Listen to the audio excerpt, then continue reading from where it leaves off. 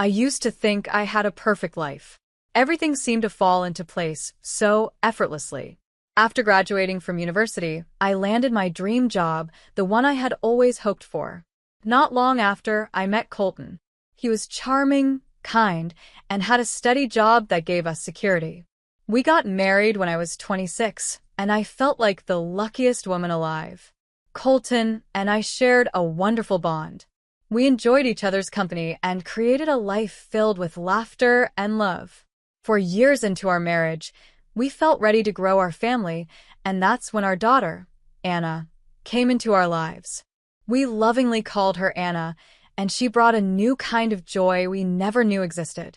At that point, I decided to leave my job to focus entirely on raising Anna. My name is Chelsea, and I'm 31 years old. Becoming a full-time mom wasn't something I had planned early on, but the moment I held Anna in my arms, I knew I wanted to dedicate myself to her.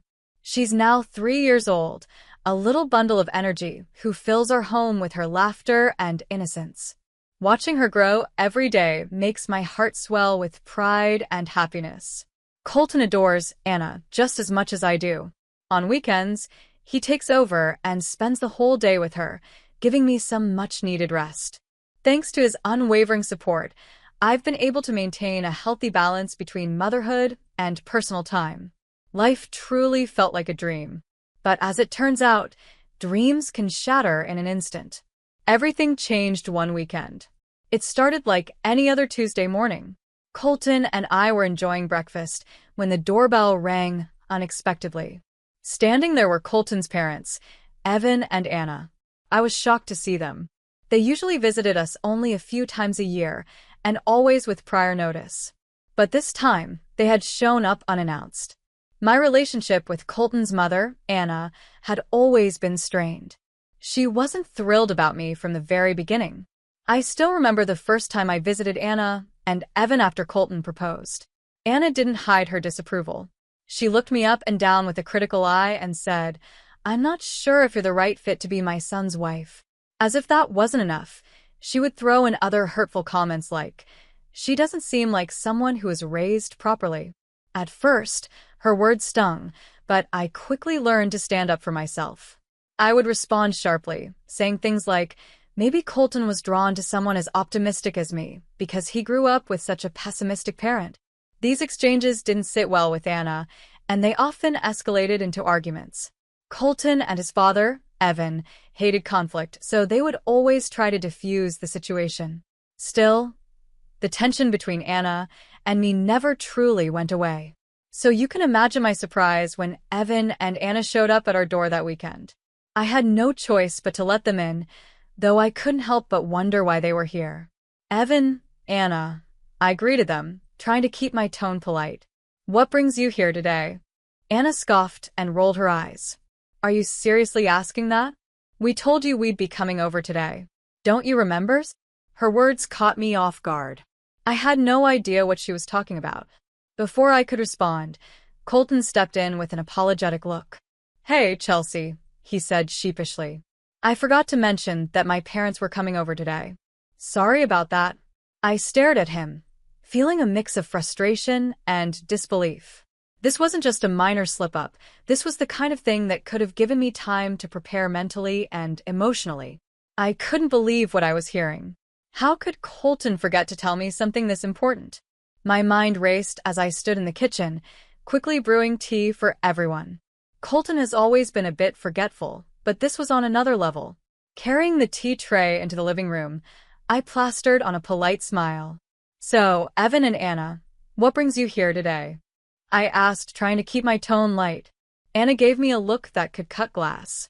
"What? Colton didn't tell you?" I spoke to him about this already. "Honestly, Chelsea, are you two having trouble communicating?" Her words felt like a slap. It wasn't her place to say such things, but I held my tongue. Instead, I turned to Colton, hoping he'd step in and clarify. He looked visibly uncomfortable, shifting in his seat before finally speaking. "Actually," he began hesitantly, "I've been meaning to talk to you about this, Chelsea. My parents and I have discussed it and we've decided we're going to move in with them." My jaw dropped. "What?" Colton avoided my gaze. You remember my dad broke his leg recently, right? Ever since then, I've been really worried about him. Plus, my parents are in their 70s now, and I think it's best for us to move in with them so we can take care of them. I blinked, trying to process what he was saying. Wait a minute. Are you saying you've already agreed to move in with your parents? Without even discussing it with me? Colton nodded hesitantly. Yes. I don't think it's a bad idea.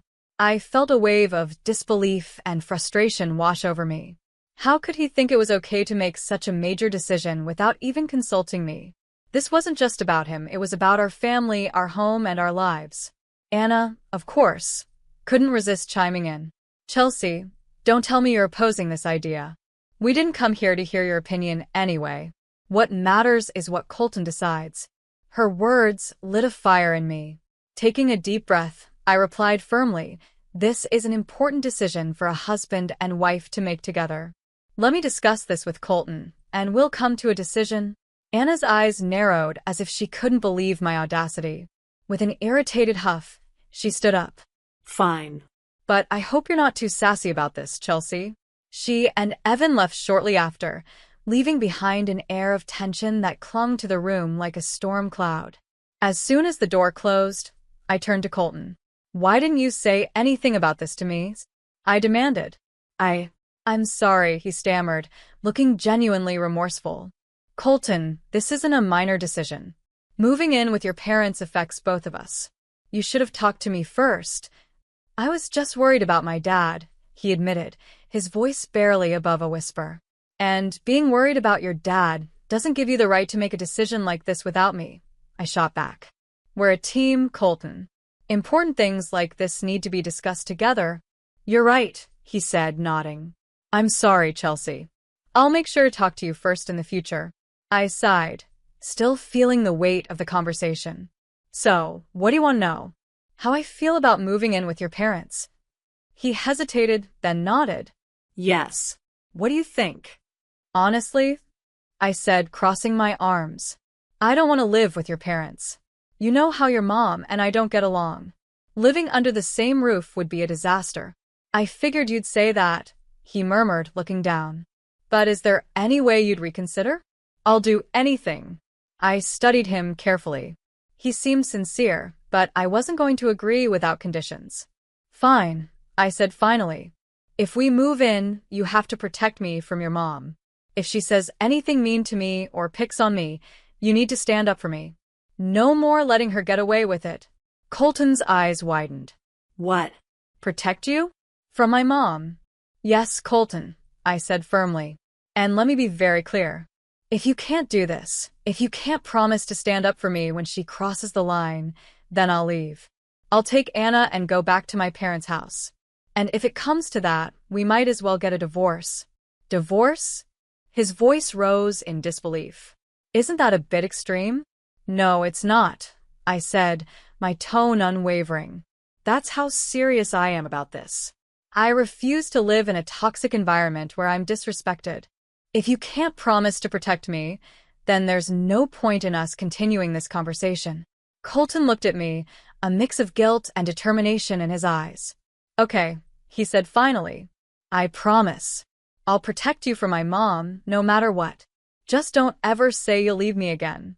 I'll do whatever it takes to make this work. For the first time that day, I felt a flicker of hope. Good, I said softly. Then we'll try. But you have to mean it, Colton. No half measures. I mean it, he said, taking my hand. I'll protect you, Chelsea. Always. As I looked into his eyes, I wanted to believe him. But deep down, I knew this was only the beginning of a very long road. After much deliberation, I decided to agree to move in with Colton's parents for now. But I made it crystal clear to myself, if Colton failed to keep his promise to stand up for me, I wouldn't hesitate to move out, no matter what. This arrangement wasn't permanent, and I was determined to protect my peace. A few weeks later, we packed our belongings and moved into Evan and Anna's house. From the moment we arrived, Anna made it clear that living under the same roof wasn't going to be easy. As soon as she opened the door, she greeted us with a cold, sarcastic smile. Oh, you're finally here, she said, her voice dripping with insincerity. Well, Please don't cause us any trouble while you're here. I felt my temper flare but quickly nudged Colton, who stood beside me. He glanced at me, then at his mother, looking nervous but resolute. Mom, he said firmly, you're the one who asked us to move in and suggested this arrangement. So, I think it's only fair that you treat us with respect. And, of course, not cause us any trouble either. Anna blinked, surprised by Colton's uncharacteristic response. But she quickly recovered, plastering a smile on her face. Well, yes, she said with a dismissive wave. Come on in. I'll make some tea. I couldn't help but feel a small spark of hope. Colton had actually stood up for me, even in front of his mother. It wasn't much, but it was a start. Maybe, just maybe, I could manage living here if he kept his promise. After settling our luggage in our assigned room, we joined Evan and Anna in the living room for tea. As we sipped, the front door suddenly opened, and I heard footsteps approaching. I turned toward the doorway, curious to see who it was. I'm home, a cheerful voice called out. Standing there was Sophie, my sister-in-law. Oh, are Colton and his family visiting today? She asked, glancing at Anna. Anna raised an eyebrow. I told you yesterday that they were moving in, she said. Sophie's casual demeanor confused me. Sophie, I said cautiously, are you living here now? Sophie beamed at me as if the answer should have been obvious. Of course. Didn't Colton tell you? I've been back living here for 4 months now. I froze, stunned. Colton had never mentioned this to me. I turned to him, glaring. He looked sheepish, scratching the back of his neck. Oh, I forgot to tell you, he mumbled, avoiding my gaze. My patience was already wearing thin. This was the first major oversight since we moved in, and I quietly noted it as strike one. Well, Sophie said with a laugh, now we're one big, happy family. I forced a smile. Oh, great, I muttered, though the words felt hollow. That night, once we were alone in our room, I let Colton have it. You didn't think this was important enough to tell me? I asked, my voice sharp. I'm sorry, he said, looking genuinely remorseful. I didn't mean to keep it from you. I sighed heavily, knowing this was just the beginning of what would undoubtedly be a challenging time. Life at Anna's house. It didn't take long for things to unravel. As expected, Anna wasted no time making my life difficult. One morning, as I was tidying up our room, she appeared in the doorway with a sour expression. Chelsea, she snapped, why aren't you cleaning the rest of the house? I looked up, confused. What do you mean? I've already cleaned our room. Well, you haven't cleaned my room or Sophie's room, she said, crossing her arms. And the lawn needs mowing, too. I stared at her, dumbfounded. Why would I need to clean your room or Sophie's? And mowing the lawn? That's not my responsibility. Anna's eyes narrowed. Are you talking back to me? You should be grateful we're letting you stay here. Her words hit a nerve. We're living here because Colton and I are worried about Evan, I said firmly. You're the one who invited us to move in. Before Anna could respond, Sophie waltzed into the room, clearly taking her mother's side. What's going on here? She asked, glancing between us. Chelsea is refusing to help with the housework, Anna said dramatically, as if I had committed some great crime.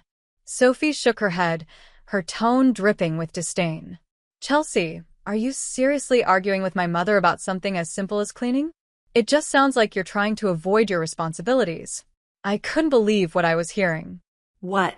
That's ridiculous. I shot back.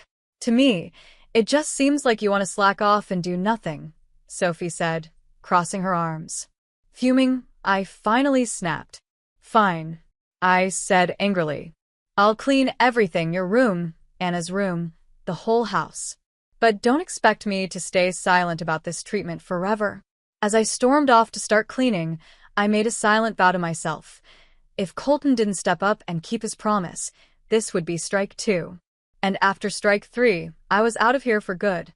Even though it was a scorching hot day, I mowed the lawn all by myself. On top of that, I was doing every household chore Anna and Sophie assigned to me. While I was busy working, they were in the living room playing with my daughter, Anna. It annoyed me so much that I wanted to shout at them, "Don't touch my daughter with your filthy hands." When Colton came home from work, I told him everything.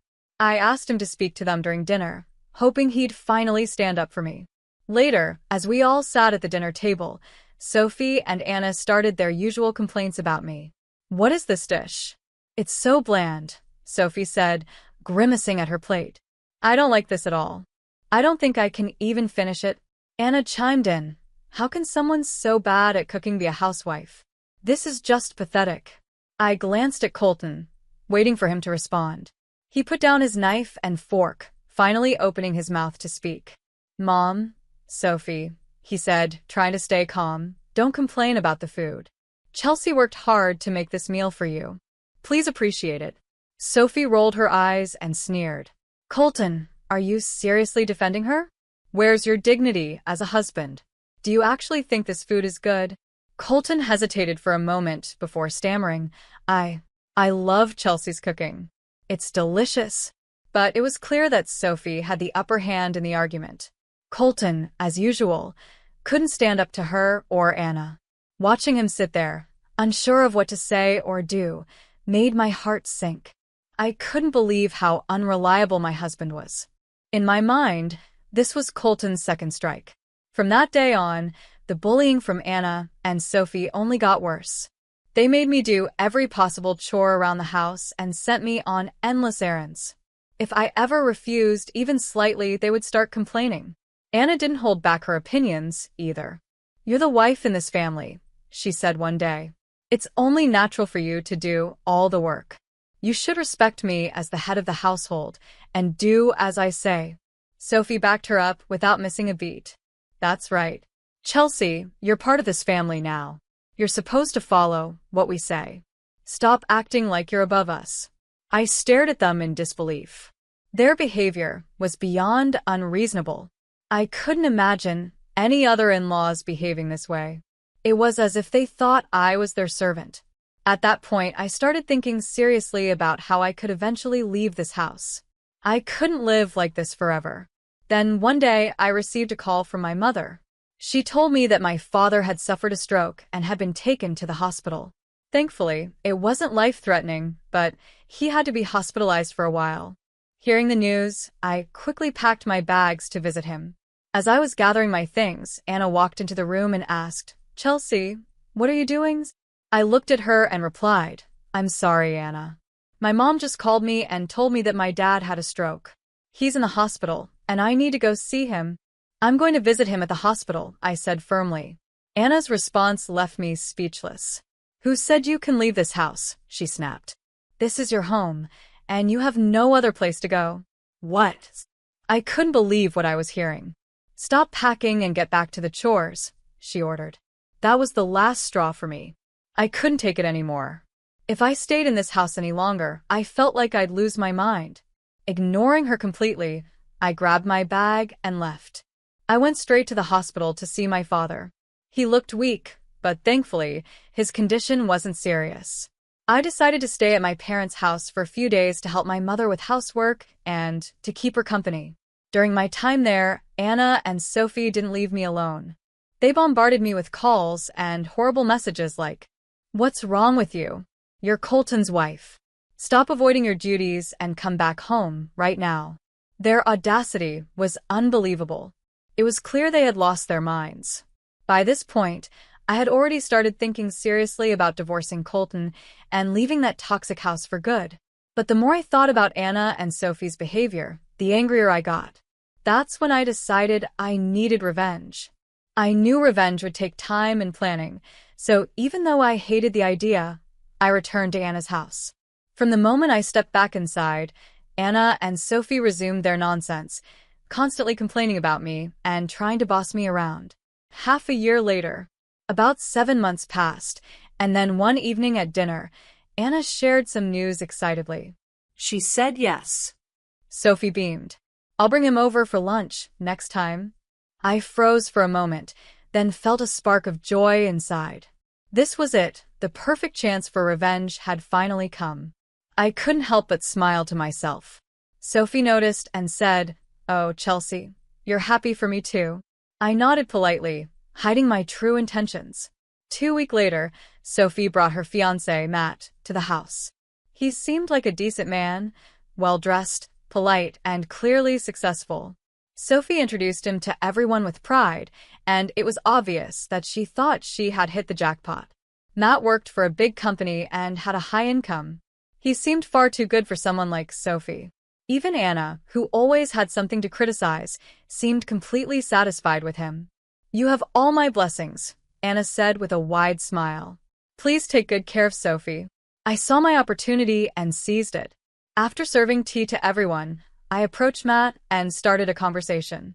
"So, Matt," I said casually, "are you planning to live with your parents after you get married?" Matt looked surprised. What? "No, I haven't thought about that yet. Oh, but I heard that in this family it's a rule. If your parents are over 70, you have to live with them," I said innocently.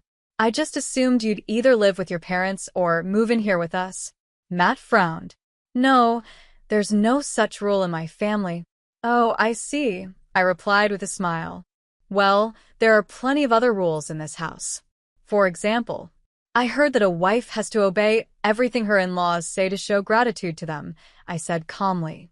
"And also, you're not allowed to return to your own home because this house becomes your home.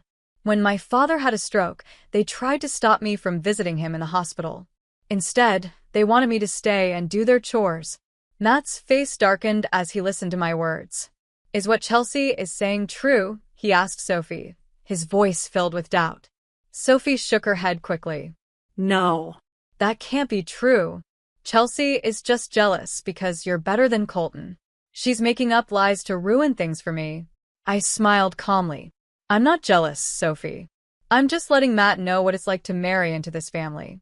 I'm giving him advice so he doesn't end up in a situation where he regrets it, or worse, ends up divorced for no reason."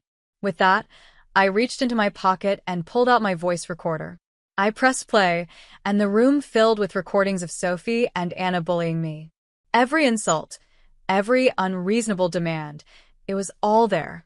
As the recordings played, Sophie and Anna's faces turned pale. They looked like they wanted to sink into the floor. When the recording finished, Matt stood up abruptly. His expression was cold and firm. "I'm sorry, but this wedding is off," he said, looking directly at Sophie. "This is goodbye." Without waiting for a response, he walked out of the house. Sophie and Anna were stunned.